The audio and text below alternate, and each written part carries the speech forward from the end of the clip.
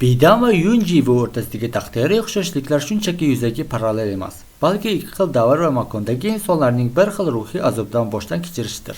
Ularning har ikkisi ham hayotga qadam qo'ygan ilk onlaridanoq eng muqaddas tuyg'u ota-ona mehridan mahrum bo'lishadi. Bidam qirollik nasliga mansub bo'lishiga qaramay, onasi Michelning sovuqqon siyosati sababli axlatdek tashlab ketilgan bo'lsa, Jibu o'zining tug'ilgan kunida otasining vahshiyona o'ldirilishiga guvoh bo'ladi. Bu ilk fojia ularning qalbi butunlay qotishiga va dunyoga nisbatan nafrat bilan ulg'ayishiga zamin yaratadi.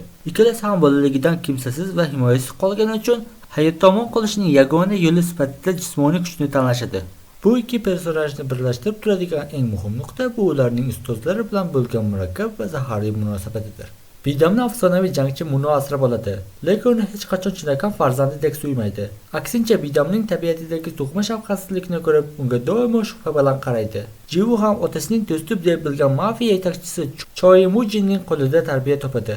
Muji unga ota o'rnida ota biladi, lekin aslida uni shunchaki o'zining manfaatlari yo'lida ishlatiladigan o'tkir qirolga aylantiradi.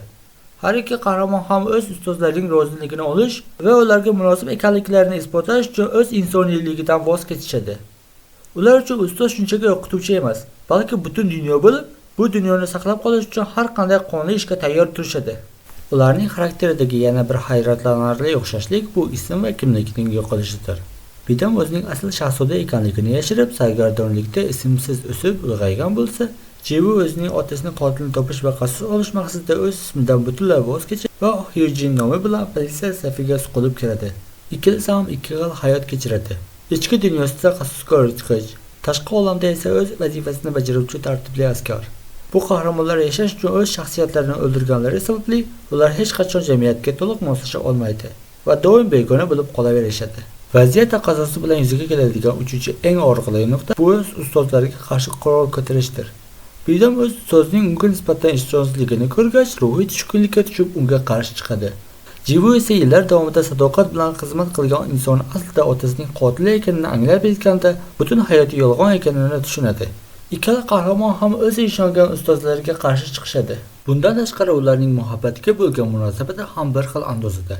Bidam dushmanining ko'nglini olish va uning yonida bo'lish uchun borini fido qiladi. Lekin oxir-oqibat fitnalar sababli u bilan hamdushman sifatida to'qnashishga majbur bo'ladi.